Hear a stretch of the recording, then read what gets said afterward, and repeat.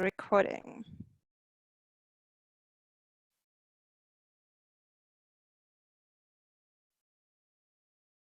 Okay, can you see my presentation? Yep. Yes.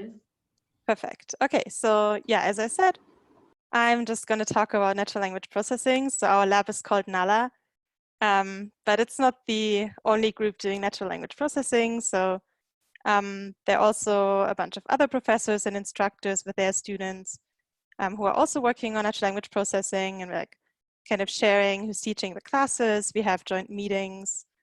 So yeah, this is just a sub part of what's going on at CU Boulder. The agenda for today, I roughly said that. So I'm going to talk very generally about the lab. It's like who we are, what we do, what we teach, and so on.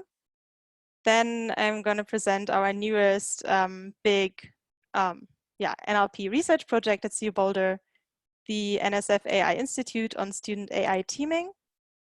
And then there are the parts where my PhD students will talk, Ananya and Stefan, and yeah, then it's your turn. So yeah, the group is pretty new. NALA was established in August 2020, so this year. Some of the students have been at CU Boulder for longer, but the PhD students, well, actually most of them started in August. This is a QR code to our website, so it's very much still work in progress. But yeah, feel free to scan it and go there if you want to see more details. Currently, NALA has 11 members. 5 of them are PhD students. 1 will in fact start in January. 4 are master students. 1 is an undergraduate student, and then there's me. So myself, I'm actually still fairly new at CU Boulder. I joined in January. Before I was in New York as a postdoc, and I'm from Germany. So before that, I was in Munich working on my PhD. And so far, I mean, we all know everything has been very crazy this year. But yeah, so far I like it in Boulder and I can absolutely recommend it city-wise and university-wise. So for those of you who have never heard of natural language processing, yeah, here's just a very, very short overview of what could be what you would be working on if you would be working on natural language processing. So one possible task is question answering. So that's roughly what you think it should be. So someone's asking a system a question and you want to kind of like program the system in a way that it can answer this question. And for this, it can use several types of resources, like maybe you want to search on the web, maybe you want to search in like a defined piece of text. But yeah, in general, like the whole group of question answering tasks is kind of like you have a question, somehow want to give an answer. Then something else that you probably also know is machine translation. So this would be that you design a system that takes a sentence in one language, like the input language, and then it translates the sentence into another language. Or sentiment analysis is a very popular task as well. This basically means that you assign a surprise, a sentiment to a piece of text or a sentence. This could be a tweet. So this can be used if you want to, like, for instance, if you have a company and you want to analyze what the customers think about your company, but you don't want to look at it like yourself, you can have a sentiment analysis system that looks at like tweets for you that mention your company, something like that. So all of this would be natural language processing. There's a whole bunch of other tasks. There's like, you can just generate text if you want to be, yeah, if you want to have a system that's a poet, you can generate poems. If you want to generate stories, you can generate stories. And then there's a whole bunch of like low-level tasks, like syntactic parsing, part of speech tagging. Yeah, and you can learn about all of this in like several classes if you don't know about that yet. More specifically at NALA, we mostly, well, so far, work on multilingual natural language processing. So one problem with NLP is that a lot of the work is done on English. So yeah, my personal goal is kind of to broaden this a little bit. So to stop this focus on high resource languages like English, maybe Chinese, and try to extend systems or build systems for all languages in the world, which is a very ambitious goal. So I don't think I will totally succeed, but that's kind of what I hope for. Then, yeah, something fairly popular that we're working on is transfer learning. So you might have heard about GPT-3. So this kind of refers to you take resources that are supposed to be for like a certain task application, and you somehow use the information for something else that you want to do. Yeah, I also work a lot on computational morphology.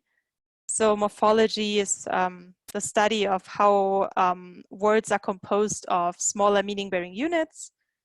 You could think about this in English. If you have verbs, verbs have different forms.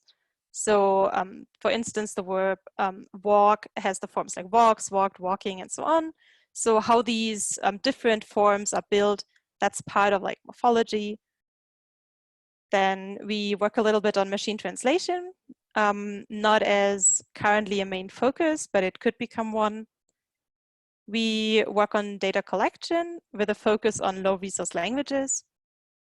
Yeah, then the very new topic, so that's something that I will mention later on and Ananya will talk about, is the AI augmented learning. So how can we use AI, or more specifically natural language processing, to help students learn, or in general people learn, but for now we're looking at students. And then Stefan's part is going into the direction like natural language processing and robotics. So how can you use natural language processing for robotics, or some sort of like robotics, or like, let's say, real world interaction to improve natural language processing. Yeah, that's a very quick summary of what we're currently doing. In terms of teaching, so I'm teaching 2 classes. One is the graduate level natural language processing class.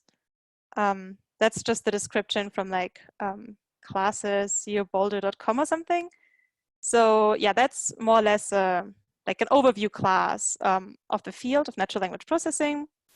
There is also an undergraduate version, but I think that should be less relevant for you.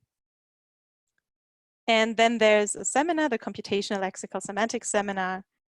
Yeah, that's also something I'm currently teaching. So there we talk more about the meaning and less about like syntax, so less about like grammar of language.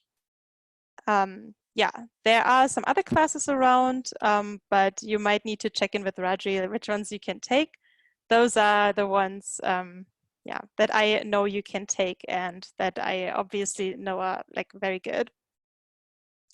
So if you want to join CU Boulder and you want to get involved with us, you have several options depending on what you want to do. If you're going to be a master's student, you can apply for an independent study. So this means that you will join our lab for 1 semester and work on a research project with one of the PhD students and with me. And yeah, so if you want information about that or like how to apply later on, you can check on the website, it's there. But more or less, it's just like contact us and talk to us about it. Plus all the formalities that I don't really care about too much, but Rashri might. And if you want to be a PhD student in our group, then you should apply like for the, yeah, like as a PhD student, and you should list me as an advisor. If you want to list like other choices, you could list like also James Martin or Martha Palmer. So those are like the main NLP computer science professors right now at CU Boulder, besides myself.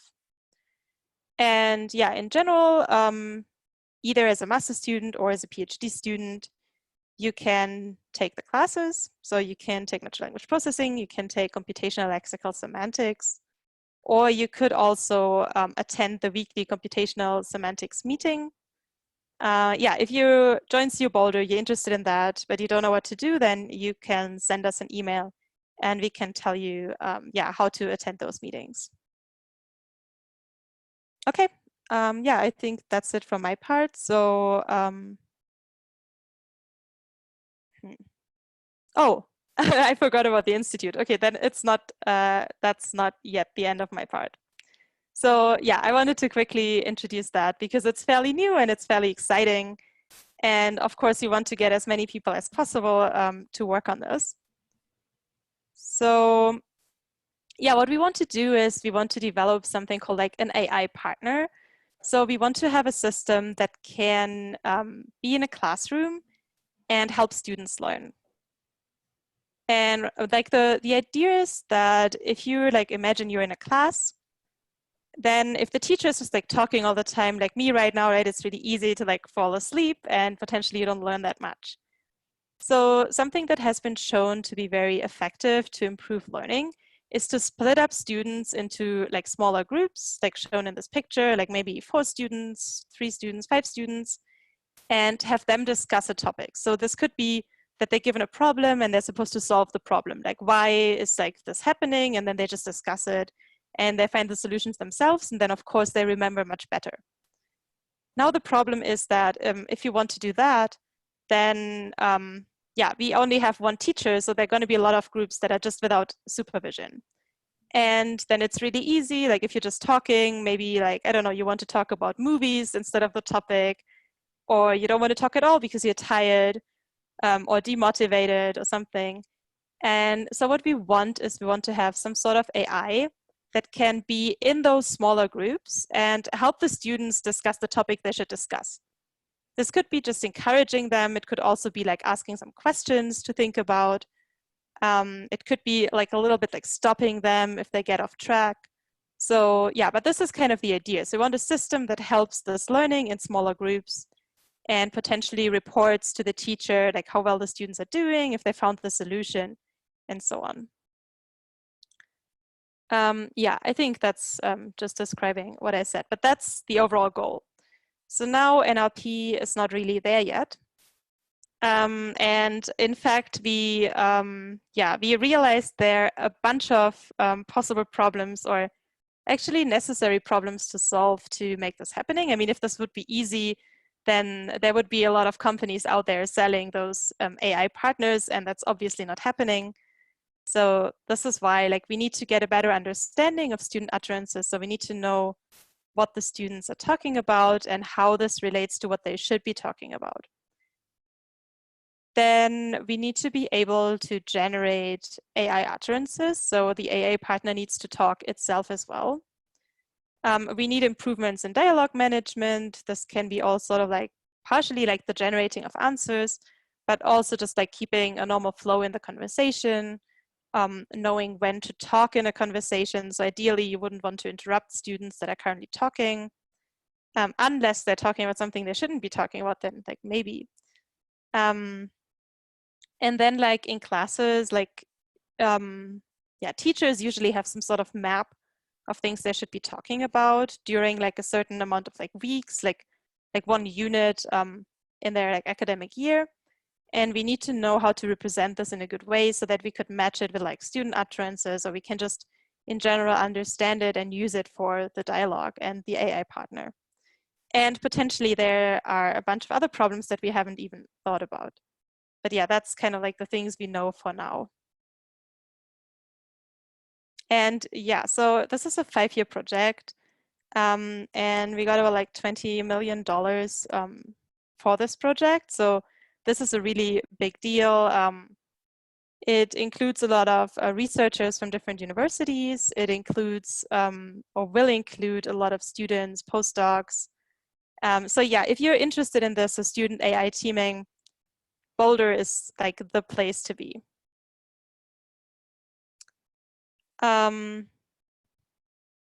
Yeah, so I think that's roughly covered from what I said before, except for the class project. So yeah, if you want to join us or the AI teaming group, student AI teaming group, then the same things as before: independent study, PhD, or potentially also, yeah, a class project somehow in this area of like AI augmented learning.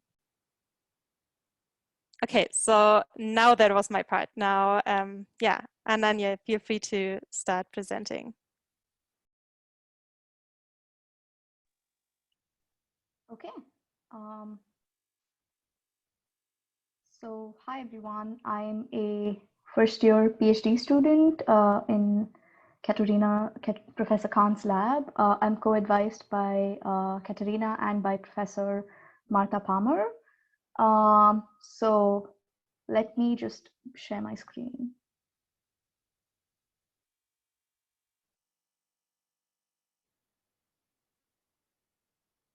Okay, can everyone see Chrome?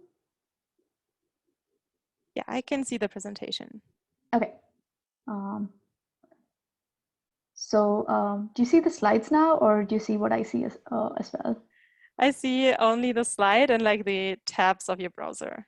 Okay, it sounds good. All right. Okay, so I'm going to give like an overview of my project.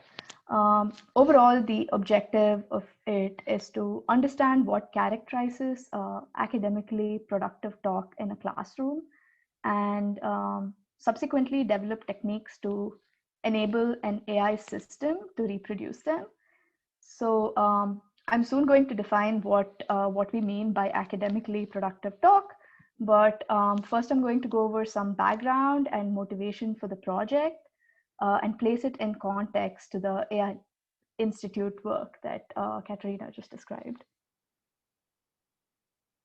So yeah, as Professor Khan mentioned, one of the important strands of work at the AI Institute is on collaborative learning, where you want students to work in groups, since that's been shown to sort of enhance deep thinking.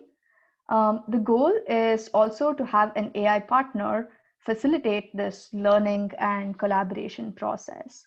So in order to do this, the AI system should be able to understand what students are saying to each other, and then it should be able to produce dialogue that increases engagement of one student with like other students, as well as promotes learning.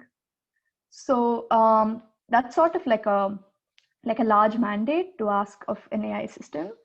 But as step one, before doing that, oops.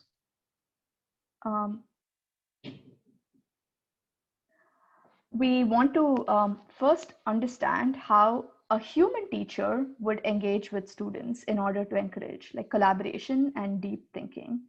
So we can look to like learning and instructional theory, research in those fields that provides formalisms for how this can be structured. One popular framework is academically productive talk, which is like a classroom discourse framework that was developed by O'Connor et al. Oh, I haven't cited them. Yeah, I haven't cited them, but I have a link to their work. So it provides guidelines for what sort of statements a teacher can make in a classroom. So just in terms of like interacting with the student and getting them to engage with each other, as well as nudging them towards like the right answer and right conceptual learning. Yeah, that's what academically productive talk tries to formalize. So this is sort of classified into student and teacher talk moves. So student talk moves could is like a study of what students typically say, you know, asking a question, answering a question. And teacher talk moves is a classification of the kinds of statements that a teacher can make in order to promote learning in class. So there's like 7 teacher talk moves according to this framework. So this includes revoicing, pressing for accuracy, pressing for reasoning, keeping everyone together, restating, and getting students to relate to each other, as well as waiting and like not saying anything, because sometimes a pause is very valuable in getting other students to speak up as well. So, okay, so let's look at this with like a concrete example. So let's say you have a scenario where students are learning about like proportions, ratios, and proportions in a classroom. So the teacher is giving an example of how you put like 2 slices of bread in a toaster and how that takes 2 minutes. And then this is a brief snippet of like a conversation that happens in the classroom. So the teacher says, now what if I had 3 slices of toast? So this is like pressing for accuracy, because you're asking the students to like come up with like a deeper answer to a question.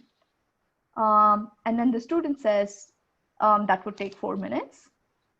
So after that, the teacher says, why would it take 4 minutes? So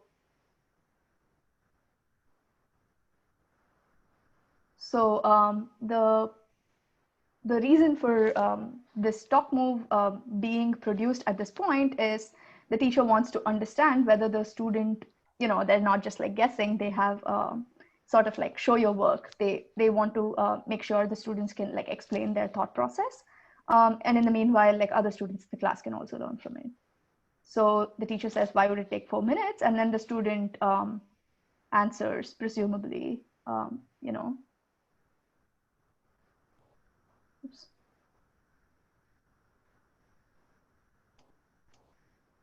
So the student answers something like, it takes 4 minutes because you've just like put 2 slices in and then you're putting another in. So that would take double the time.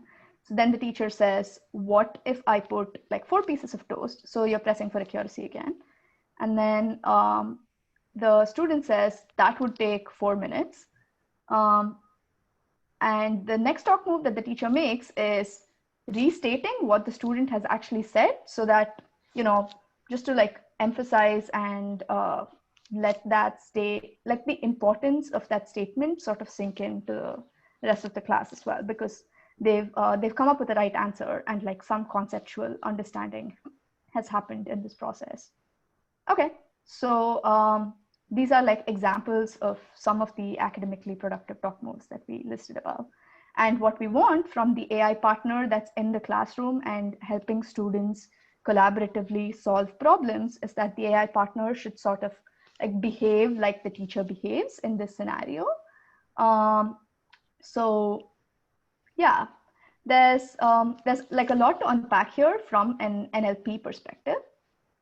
The major goal is to produce like structured dialogue according to this academically productive talk framework that we've just seen. And if you have any like experience in dialogue systems, there's like a classification of dialogue utterances called dialogue acts, which in like a general purpose like conversational scenario, it states that dialogues can be classified into like, statements, questions, asking for a favor, like a request, etc. So in our case, like the teacher talk moves are sort of like aligned with like dialogue acts in a general purpose dialogue system. So we can use those as cues for what to say next. So in order to have a plan for like what the AI partner should like produce next, we can first produce or predict an appropriate teacher talk move, and then focus on like populating it with dialogue. Okay, so yeah, so we first produce the appropriate teacher talk move and then correspondingly generate text for it. So let's isolate like the first component of that, like predicting a teacher talk move, and try to solve that. And that's sort of my first project here, and that's specifically what I'm working on. So how would you go about like predicting a teacher talk move? So presumably you're given like a student utterance or perhaps like a set of utterances of a conversation history, and then you decide first if the AI partner, which is the teacher, should say something. And if it should, then you decide what the appropriate next teacher talk move is going to be, and then you make that talk move. So obviously, in order to do this sort of prediction task, we need some data. Thanks to another project that's going on under this umbrella of collaborative learning at CU, there's like a talkback project that's overseen by Jim Martin and Tammy Sumner. So they've collected like a bunch of data on by going to like CU classrooms, and it's like a big initiative. So that provides us like annotated transcripts of classroom conversations. And that's like our starting point. I'm not going into specifics of how much we have, but like in a general sense.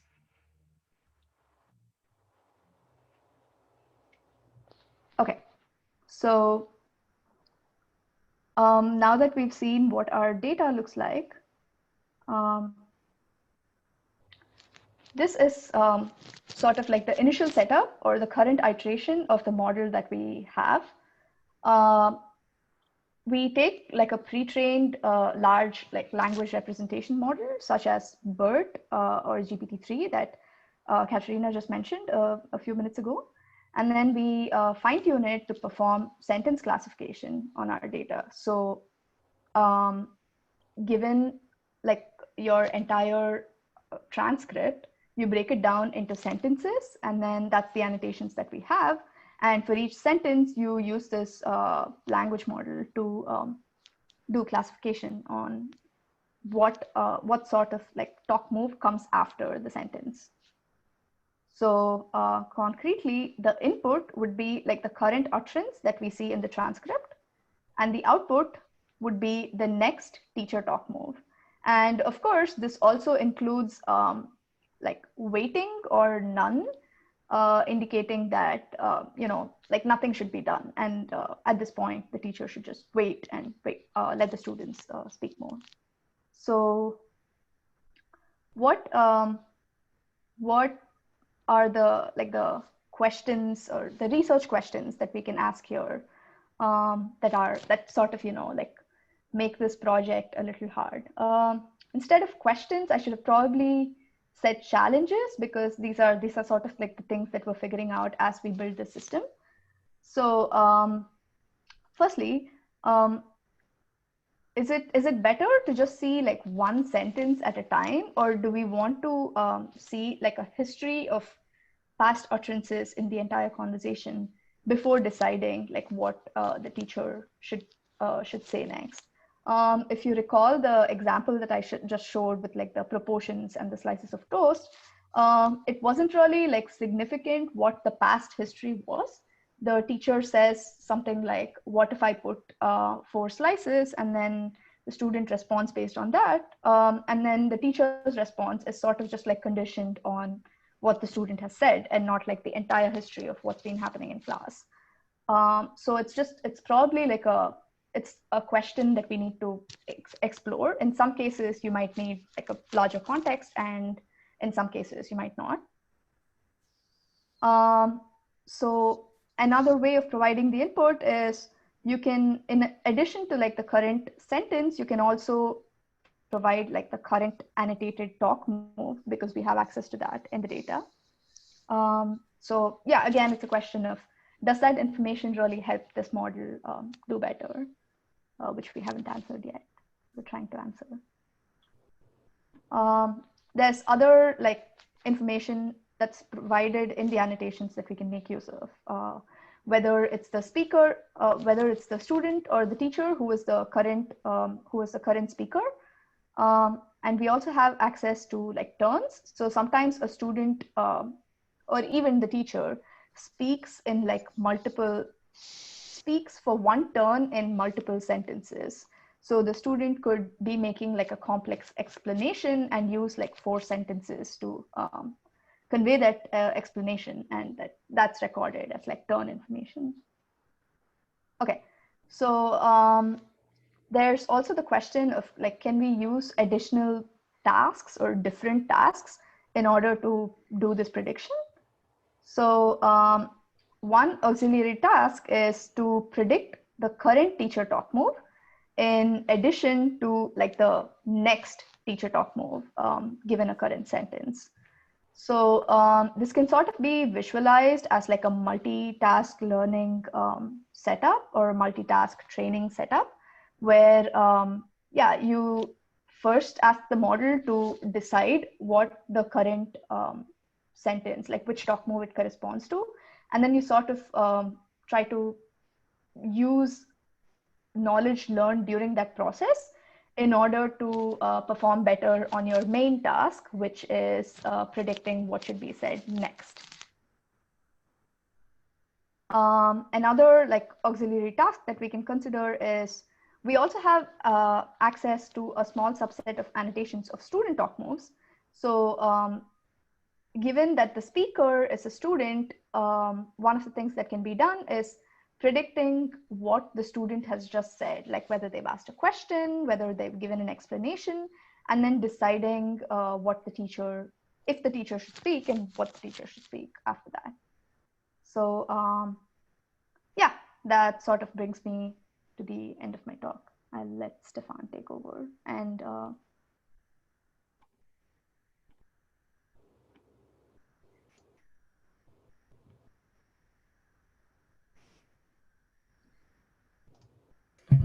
first.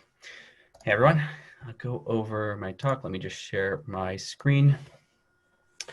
So I'm first going to share a paper I just published at EMNLP, or got accepted to EMNLP, which is my previous work, and then afterwards I'll briefly discuss kind of my new project in the NALA group. So for those that aren't familiar with BERT, BERT kind of came out in 2018. And it's a bidirectional transformer natural language understanding model. So it doesn't generate language, but it's meant to understand words in context and be able to solve language tasks around that. And it kind of came out and used 2 separate pre-training tasks on a very large unannotated corpora to beat a lot of the state-of-the-art results. The first task was this mass language modeling pre-training, where instead of a traditional language model where you predict the next word given all the previous words, you predict a word in the middle of a sentence that has been masked out. So in this case, my mask is cute, he masks playing, and it has to predict dog and likes. And the second task it used in its pre-training is this next sentence prediction task, where it essentially does a binary classification of whether the second sentence follows the first sentence or is from a different document. So essentially, is this a continuous string of text, or is this 2 sentences from 2 different documents? As I mentioned earlier, not generative by design, but it did beat the state of the art on 11 different natural language processing benchmarks at the time. So it, in my opinion, defined a big component of the natural language processing field in the next couple of years. I like to see it, I see it similar to how AlexNet changed the vision field back in like 2012. But more relevant to my work, the next sentence prediction task was originally, while it was originally shown to be beneficial, was later contested by a number of papers saying that it made performance worse. And this kind of started the motivation for my project, which is titled On Losses for Modern Language Models. And I went out to answer 3 questions. The first one was, does next sentence prediction actually improve BERT? If so, when, why, and how? During the course of my research, this question was answered by a number of other researchers, but my result does support theirs. The second one was, are there better auxiliary self-supervised tasks that we can use instead of next sentence prediction? And if there are, what's the best way to combine them in a multitask pre-training. So I started with a BERT-based architecture, and because of the contested nature of natural language of next sentence prediction, my baseline model was a BERT-based trained on only mass language modeling, and then some other details following the original work. And I tested 14 different auxiliary pre-training tasks and 6 different combination methods, and tested them all on the GLUE benchmark, which is a set of 9 natural language processing tasks, and one of the benchmarks that was beaten by the original BERT. So I'm not going to go through all of the 14, but I'll go through the most important ones. So I use a term frequency, inverse document frequency prediction. SBO and trigram shuffling are from other papers that I was just testing. The more interesting ones are largely on this page. So I tested next sentence prediction, adjacent sentence prediction, which is predicting whether the sentence is before, after, or from a different document. So it's a 3-way classification. Sentence ordering, which is predicting whether the sentences are in order or out of order. And then these last 2, quick thought variant and the fast sent variant, are adaptations from old papers that trained on LSTMs and bag of word models respectively, and I adapted them for the transformer model. And at their core, they're trying to enforce the cosine similarities of similar sentences to be close to each other. So quick thought, essentially trying to, it's as a sentence level task, so 2 adjacent sentences should have similar embeddings that have similar cosines, or that has a high cosine similarity. And fast sent variant is a sentence A should have a high cosine similarity with the token embeddings of the next sentence. I'll move on to the results, to moving a little bit quickly, but if you guys are interested, feel free to Google the title and it should pop up in archive. So the effect of next sentence prediction, as I'd mentioned earlier, it was kind of shown by a number of other papers before I published that next sentence prediction is actually detrimental. I looked a little bit deeper into why, and I kind of confirmed the hypothesis that context splitting was one of the big reasons why it is worse. So essentially, when you have this mass language modeling, but half the time your context is split into 2, it deteriorates the performance of the mass language modeling task. So in these graphs, this split model is a model that has the exact same structure as next sentence prediction, in that half the time the second sentence is from a different document, but the loss from the next sentence prediction isn't there. And as you can see on non-inference-based tasks, both next sentence prediction and split are significantly worse. On inference-based tasks, next sentence prediction does provide a useful signal, especially at the start, but this kind of tapers off later on. And one of the reasons for this, which was hypothesized, is that next sentence prediction is semantically shallow. It doesn't actually force the model to understand how if text is contiguous, because it can be solved through lexical overlap the large majority of the time. So my adjacent sentence prediction task and my sentence ordering task provide a similar semantic signal, but can't be solved through lexical overlap. So I think it's a deeper semantic signal, and they require less context cutting. So there's fewer instances where you have a block of text that is cut into 2 different contexts. Going into the auxiliary task results, my TF-IDF, or my term frequency inverse document frequency prediction, significantly outperformed the baseline, as well as both the quick thoughts and the fast sent variants. And then the only other 2 that did outperform the baseline are this adjacent sentence prediction and my sentence ordering prediction, which falls in line with what I had, with the hypothesis I had formed after my next sentence prediction tests. So kind of looking at why these might improve the results, both quick thoughts, the quick thought and the fast sent variant provide some kind of soft clustering around embeddings where semantically similar embeddings should be similar, hopefully making the embeddings more distinguishable to downstream tasks. The TF-IDF prediction, as well as the TF prediction, provide a word importance score that has also shown to be pretty beneficial. And then lastly, as I'd mentioned earlier, sentence ordering and adjacent sentence prediction both provided a kind of deeper semantic signal of inference within sentences. So then I looked into combining tasks, and I tested 6 different ways. Again, I'll give you the overview. So I tested it like just summing everything together, alternating between tasks, but summing it with the mass language model term every time.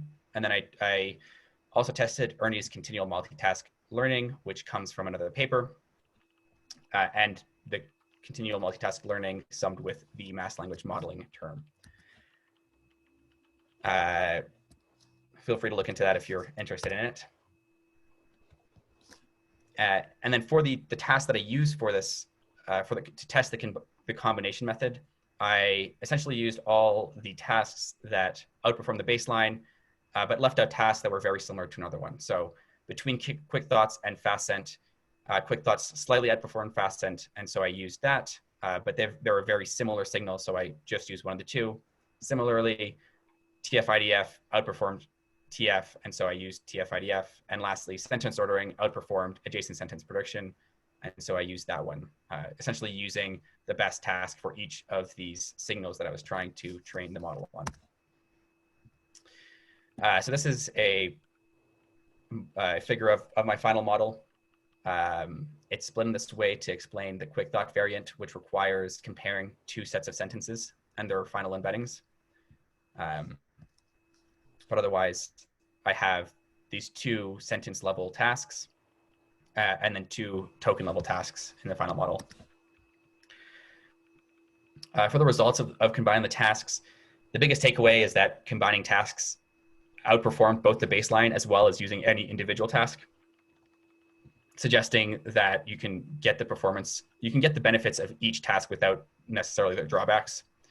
Another big one is that incorporating the mass language modeling loss every iteration was very important. So that was like the sum one, the alt plus, and the CMTL plus.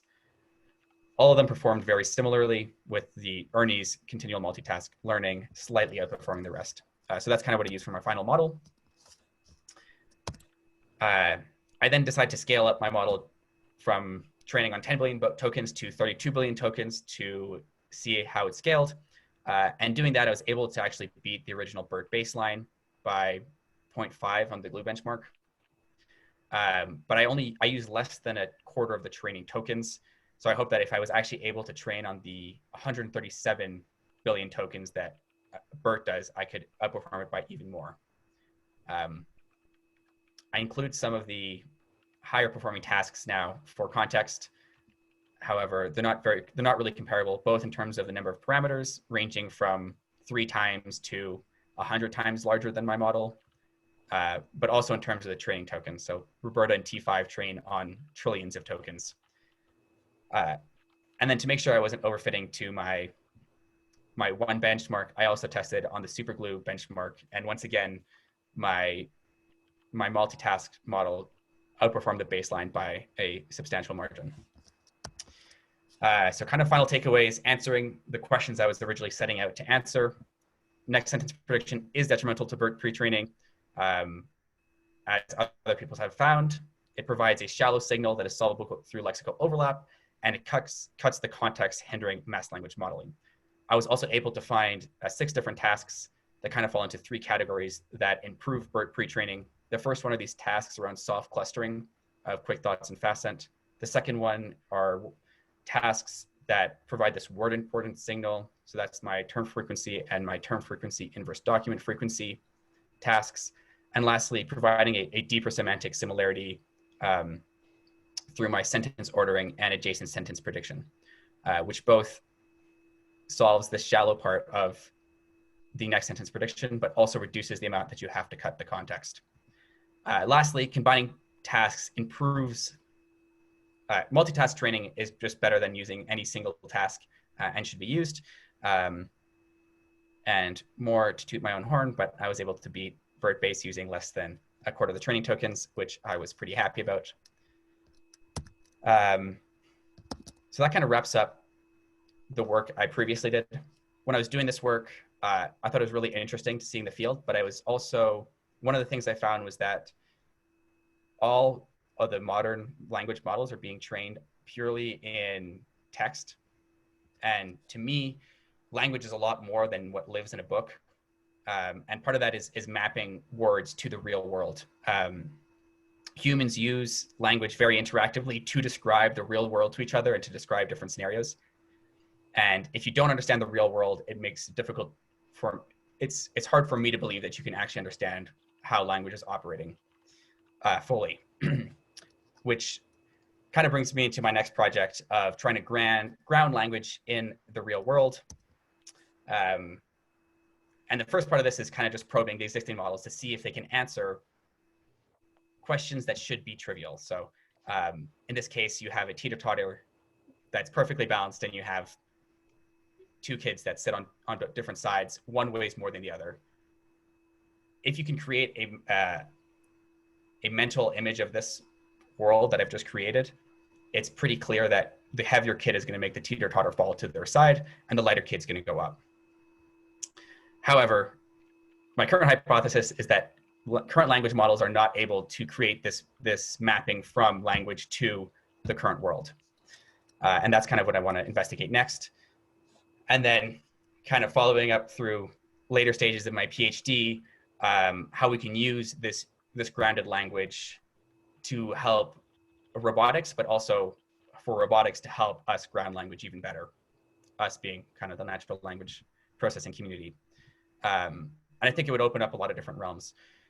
First, like if humans want to specify tasks in the real world to robots have to be able to understand what those are and ground those tasks to real world objects.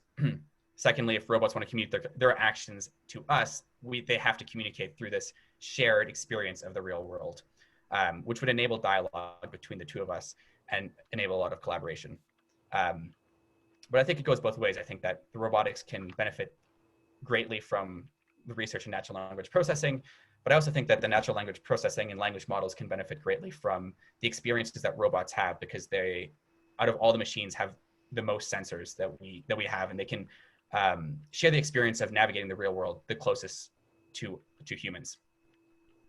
And I think that's everything I have. So I'll pass it back to Katrina.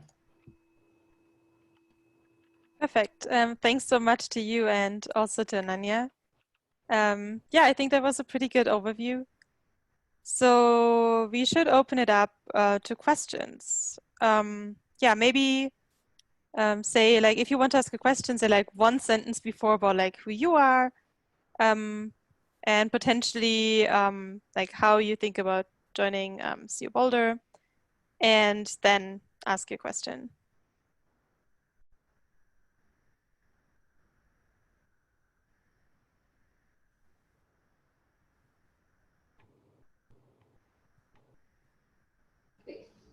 Hi guys, I'm Pragna. I'm currently a Fall 20 CS student. I've joined this fall CU Boulder.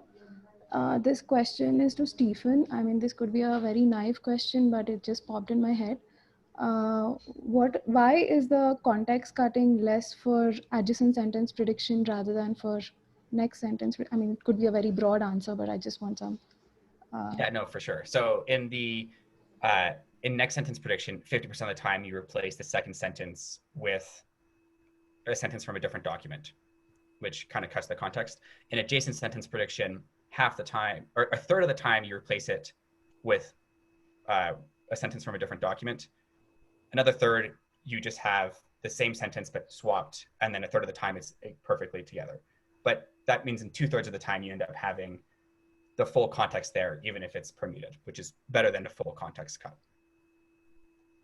Yeah, I got that. Thanks.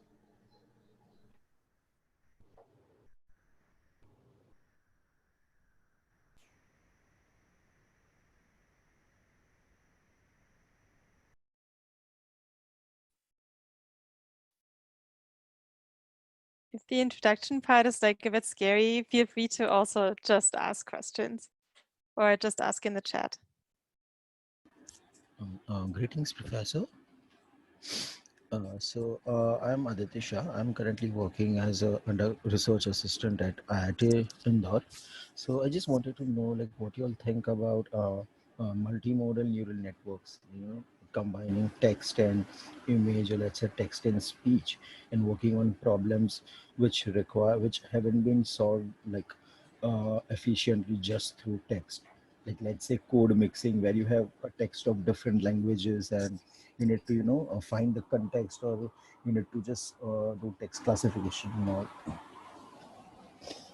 So about the multi-modal part, that's actually part of both Stefan's and Anania's project.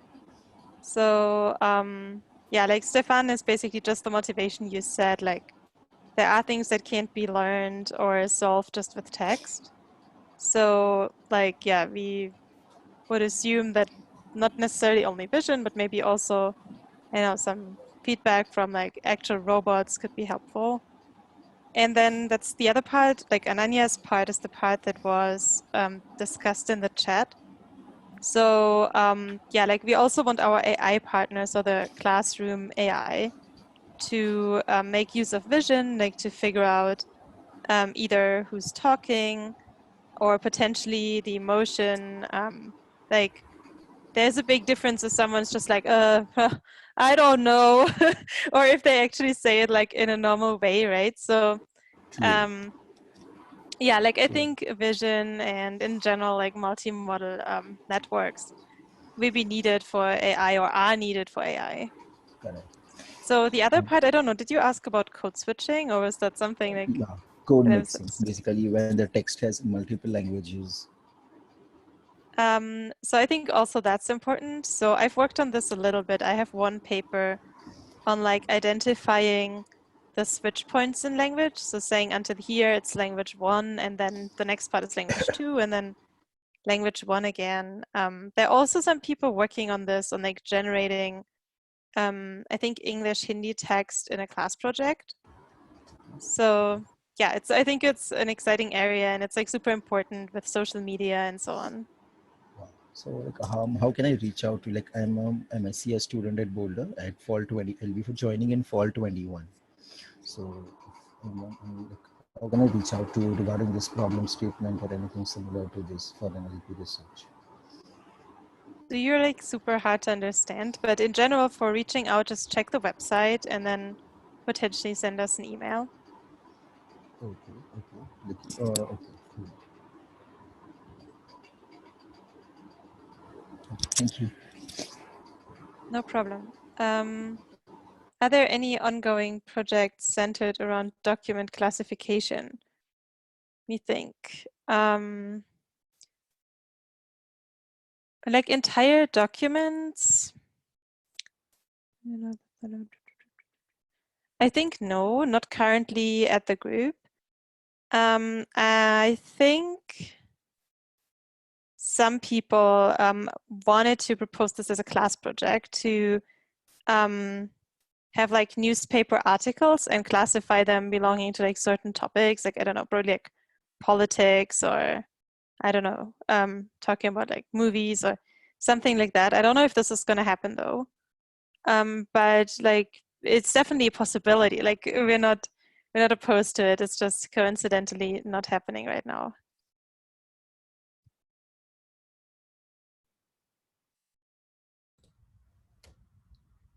Hi, I'm Kayla, and I was wondering what you mentioned multilingual work, and I was just curious what types of projects you're working on in that space.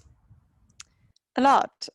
So I've been working on like morphology. So basically inflecting, as in like if you want to produce a second person singular present tense form of a verb, how do you do this? And like in this area, my work was like super multilingual, like usually like on 100 different languages. So similarly on segmentation, so like split words into morphemes. The bit more mainstream work, so the most recent one that I've worked on is going to be published, well, it's an archive, it's going to be published in December, is how can you do like zero-shot learning with pre-trained models.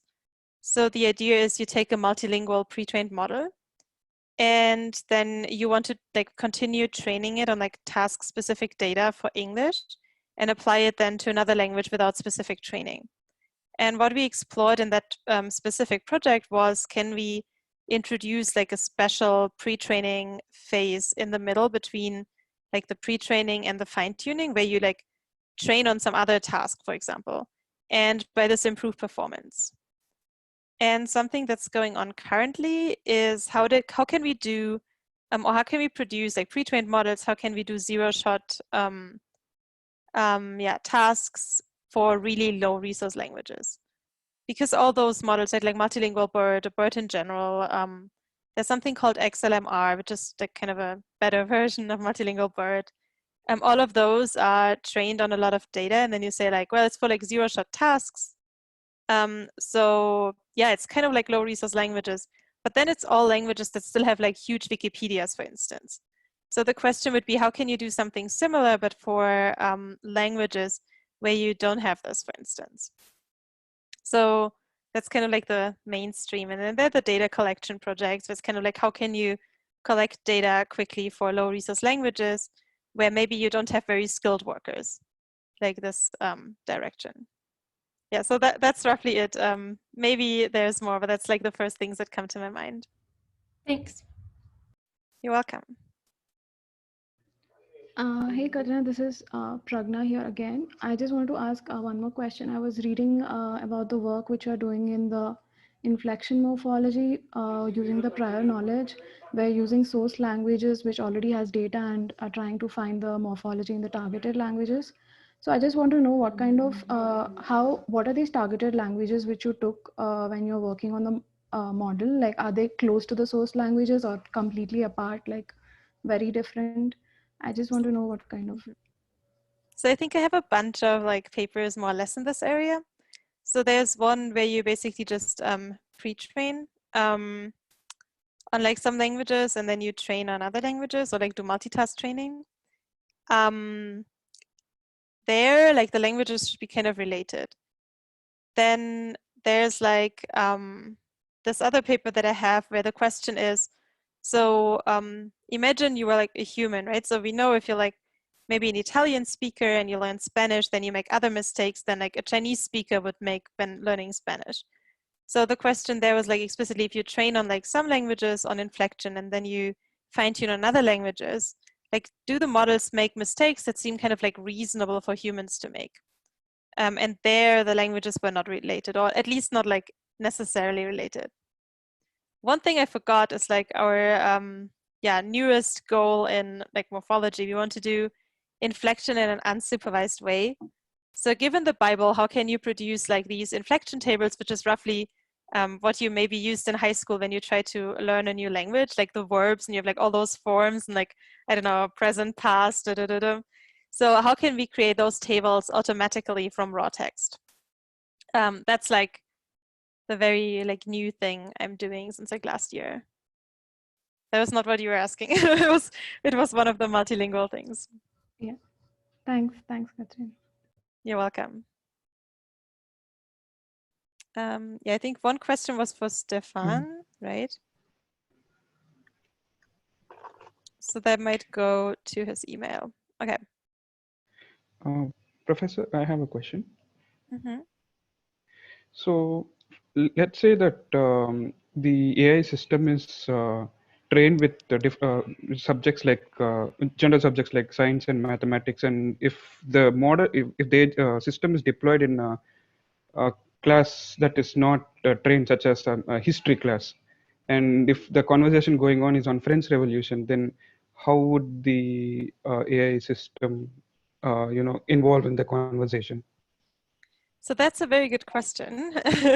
We hope to figure that out soon. But you could imagine several strategies. Like one could be like the very simple one where the system basically doesn't do much and just like encourages people to talk, right? So you're with like your 3 students and then they stop talking because, I don't know, they're shy or something. And then you can just ask a general question like, what was the most interesting thing you heard in class today or something, right? And then hope they continue talking. So that's always an option. Or you can say, like, if one student says something and then everyone's quiet, you could be like, hey, student 2, what do you think about this? So that's like general, but that's not technically what we want to do. So what we want to do is we kind of like want to have some sort of input of the curriculum unit. So the curriculum is kind of the content of what should be taught in this particular like series of classes. And we want to kind of translate this to some sort of representation that we can then use in like a system that does always the same with all of these representations that we have, more or less. So the idea would be you do some sort of matching, like, you know, the students talked about topic A, but they didn't talk about topic B. So you maybe ask about topic B, and this could be French Revolution, or it could be, I don't know, do you know how to multiply those two numbers, right? But it's a far way until we get there. Like, there are so many open questions. So this is also why it's exciting, right? If it was solved, it would be boring. Okay.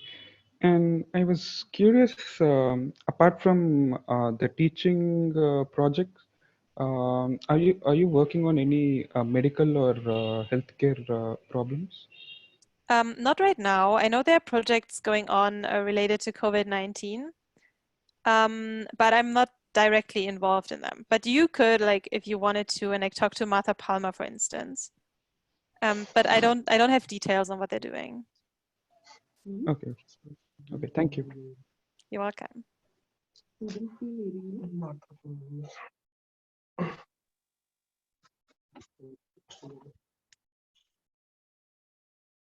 So, Professor, I had another question. I'm Namrata here. I'm an upcoming student in spring 2021. So this data that it is trained on, is it just a conversation between students and teachers, or also does it have a lot of information from a particular textbook or a couple of textbooks that is related to a particular subject? Yeah, I can take this. So that's a good question. So right now we don't have any data pertaining to like the actual concepts that are being taught. We literally have like a recorded conversation between students and teachers, and then that's being converted into like a transcript of what was actually said. So that's pretty much it now. Thanks, Ananya. I think there's a little bit of difference between what we have right now and what we aim to have. So yeah, like we will eventually need to extend like we cannot just work with conversations, right? Like any sort of teacher needs to have some sort of background knowledge. So we might we will include it at some point. Like what is still open is like how to do that, what to use it for, and so on. Yeah, and even for like the goal that I stated in the presentation of like generating dialogue according to a talk move, you would sort of need to like ground that in some sort of problem domain or concept, because it's difficult to do that just by studying patterns of what talk move should be made next. So if that makes sense. Yeah, got it, Ananya.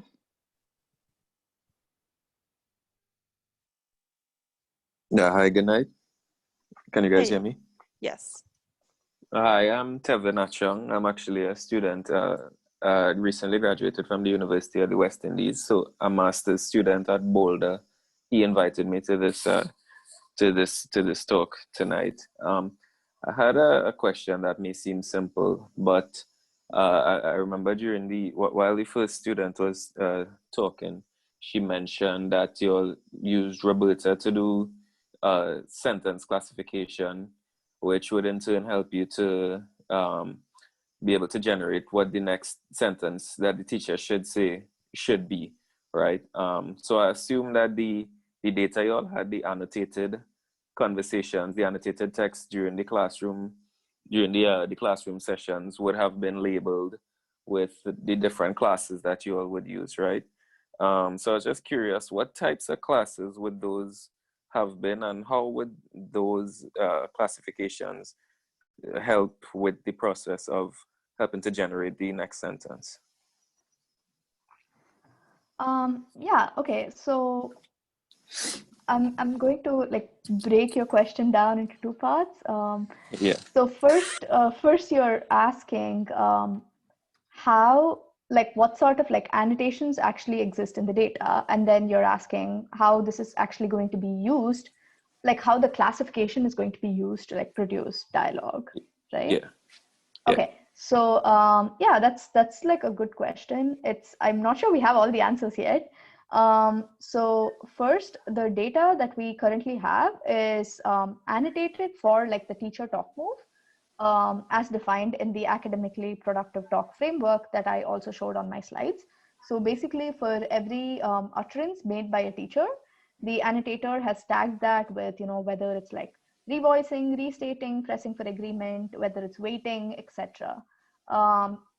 So right now what we're doing is trying to develop a classifier that can take this data and like on unseen text, make similar classifications. So that's what we're evaluating it on. With respect to your next question of how we can use this to produce dialogue, I would say that's like a question that we need to explore a bit more.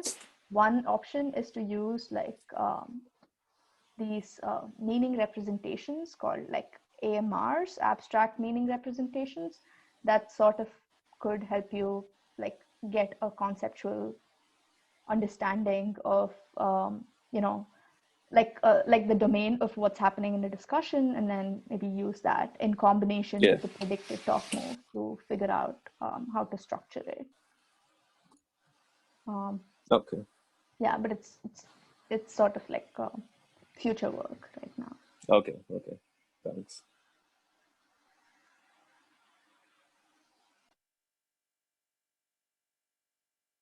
I have a question for Anya. I'm Parker. I'm applying for the PhD program for fall 2021. But you mentioned earlier when you're talking about the student AI project that like one of the sub problems is determining like what students have said and like which students said what. Like I was just kind of wondering what approaches you're taking to solve that sub problem.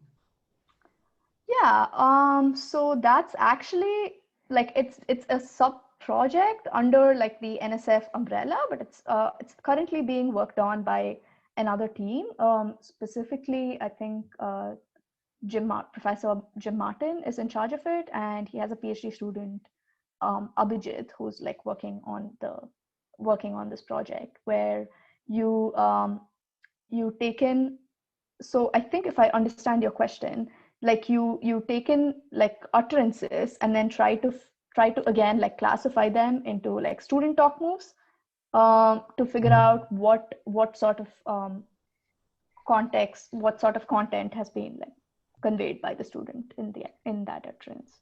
Yeah, exactly. Yeah. Thanks.